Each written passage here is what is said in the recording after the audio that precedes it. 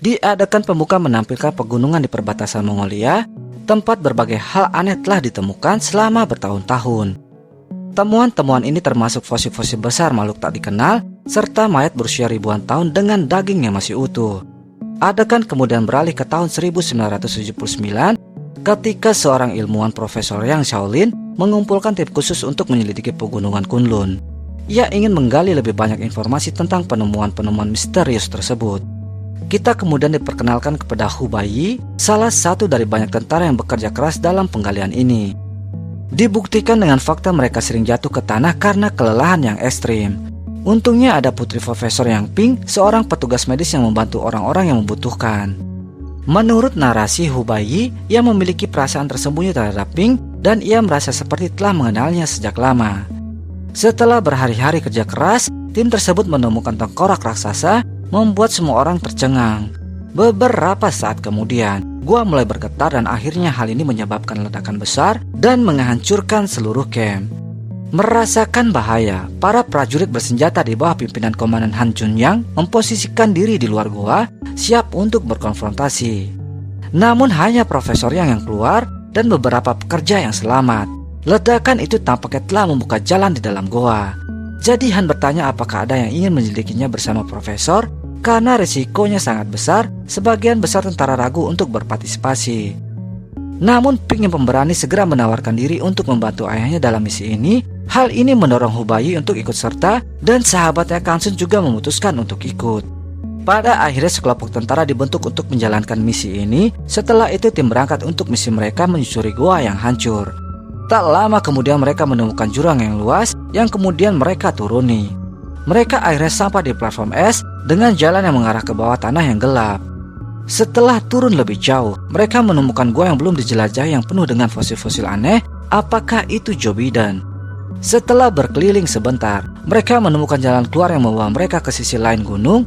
Dan Profesor yang memberitahu Hu Baiyi bahwa menurut legenda, ada gerbang kerajaan kuno di sekitar sini yang merupakan milik pemerintah rahasia. Percakapan mereka tiba-tiba terinterupted ketika para prajurit lain menemukan penemuan yang mengejutkan, jejak kaki raksasa di salju. Setelah itu, dia mulai mengejar jejak kaki tersebut tanpa menyadari bahwa ada binatang buas raksasa di dekatnya.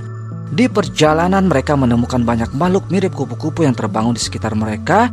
Setelah dilihat lebih dekat, mereka menyadari bahwa itu bukanlah kupu-kupu, melainkan kelelawar yang tampak aneh. Tanpa menyadari ancaman yang mereka timbulkan, seorang prajurit menangkap salah satu kelelawar dengan tangan kosong yang memicu kejadian tak terduga. Ia terbakar oleh api biru yang mengakibatkan kematian. Beberapa detik kemudian, ratusan kelelawar mengepung tim, mendorong mereka untuk melepaskan tembakan. Suara keributan itu mengejutkan binatang buas raksasa di dekatnya, menyebabkan mereka mundur.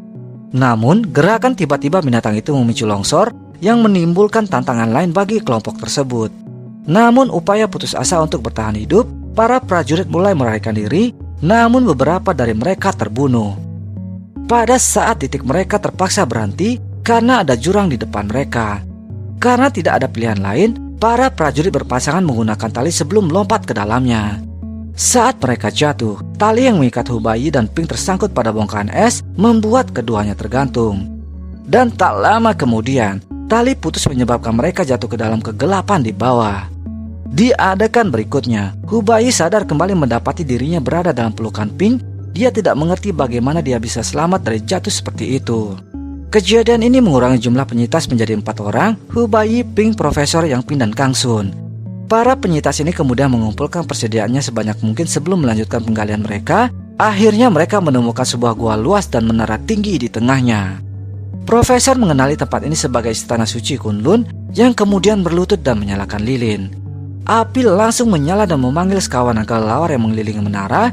Setelah itu dia mengirim Hu Baiyi dan Ping ke pintu masuk menara. Mengabaikan peringatan Kang Sun, begitu keduanya melangkah masuk sambil bergandengan tangan, sebuah lubang muncul di atas yang memancarkan cahaya terang. Tak lama kemudian, gua mulai dipenuhi oleh banyak roh. Mengira bahwa mereka telah membuka gerbang iblis, Kang Sun segera memadamkan lilin dan menggagalkan seluruh proses. Sayangnya sebagai akibatnya, gua mulai runtuh dan kelelawar itu menyerang mereka. Merasakan bahaya yang akan datang, Kang Sun mengorbankan dirinya untuk mengalihkan perhatian kelelawar, memungkinkan anggota kelompok yang tersisa untuk melarikan diri. Ketiganya entah bagaimana berhasil menemukan jalan keluar, tetapi berada di tepi tinggi di belakang air terjun. Saat mereka mempertimbangkan langkah selanjutnya, kelelawar itu mengejar mereka dan melancarkan serangan. Hubai mencoba menangkis mereka dengan api, tetapi seekor kelelawar menyerang dari belakang. Setelah melihat kobaran api yang muncul, Pink dengan tergesa-gesa mendorongnya ke dalam air sebelum melompat bersama ayahnya. Hubai berhasil menemukannya di bawah air, tetapi mereka segera dipisahkan oleh makhluk air raksasa yang membawanya pergi. Setelah kejadian itu, Hubai yang patah hati berenang keluar dan kembali ke markas, dan sesampainya di sana, ia mengobati lukanya, sementara Han memberitahunya bahwa ia adalah satu-satunya yang selamat. Komandan itu selanjutnya menyebutkan bahwa mereka telah menemukan semua mayat prajurit mereka, kecuali Pink dan ayahnya. Hancur karena kehilangan orang-orang yang dicintainya, Hubai memutuskan untuk meninggalkan segalanya dan naik kereta api untuk pulang tanpa memberitahu siapapun. Di stasiun dia disambut oleh majikan barunya Tuan Wang yang menugaskan sebagai pustakawan. Sejak itu ia mulai bekerja di sana dan menjalani kehidupan yang damai, dan suatu hari saat makan siang di sebuah bar lokal, Hubai secara tak terduga bertemu kembali teman masa kecilnya bernama Xuan yang bekerja sebagai penghibur. Keesokan paginya di tempat kerja, ia menemukan sebuah buku karya Profesor Yang. Setelah membacanya, ia menemukan beberapa isi menara iblis yang sama yang membuatnya menyadari bahwa Profesor telah mengetahui sejak awal. Saat ia menghubungkan titik-titik yang hilang, ia mengerti bahwa hanya dia dan Pink yang dapat mengaktifkan menara iblis, menjelaskan mengapa Profesor yang mengirim mereka ke sana lebih awal. Komandan Han dan timnya menemukan sebuah peti mati berisi seorang wanita hidup yang menyerupai Pink. Mereka menyebutnya Shirley. Wanita itu memiliki kekuatan misterius yang tak terkendali, sehingga para petugas terpaksa mengurungnya di ruangan yang diawasi sangat ketat. 3 tahun kemudian, tim Han menemukan Profesor yang membawanya ke markas mereka. Bersamaan dengan itu Tiongkok Barat, kota minyak diserang oleh binatang buas raksasa yang misterius, menyebabkan kehancuran yang meluas. Ketika Profesor yang mengetahui hal ini, ia berteori bahwa aktivasi menara tersebut telah membuka gerbang di ruang dan waktu, memungkinkan makhluk iblis untuk menyusup ke bumi. Untuk mencari wawasan yang lebih dalam, Profesor menyelinap keluar dari markas militer. Kemunculan iblis-iblis di tempat tampaknya juga mempengaruhi Hubai karena bekas luka di punggungnya menjadi merepotkan. Di suatu hari, saat membaca di perpustakaan, punggungnya tiba-tiba menyala dengan api biru dan ia mulai menunjukkan kekuatan yang dapat dijelaskan. Ia sekarang dapat membuat perabotan serta temannya melayang di udara. Tak lama kemudian, Tuan Wang yang muncul dan meskipun menyaksikan keributan yang terjadi, ia tampak sangat tenang. Ia dengan cepat mengendalikan situasi, mengembalikan keadaan seperti semula. Setelah menanyakan apa yang terjadi, Tuan Wang menjelaskan bahwa darah Hubai terkontaminasi oleh kekuatan iblis karena serangan kelelawar sebelumnya. Menurutnya, Hubai sekarang menunjukkan kekuatan yang sangat besar, tetapi penggunaannya dapat membawanya ke neraka. Hubai bertanya-tanya bagaimana ia mengetahui semua ini, dan Tuan Wang menggunakan kekuatan psikisnya untuk mengubah perpustakaan menjadi makam tua. Ia akhirnya mengungkapkan dirinya sebagai pelindung Pangeran Yi dari negara Shulin. Ia kemudian menjelaskan bahwa Pangeran Yi adalah pendahulu Hubai, dan ialah yang memimpin umat manusia melawan ras iblis yang telah menguasai bumi.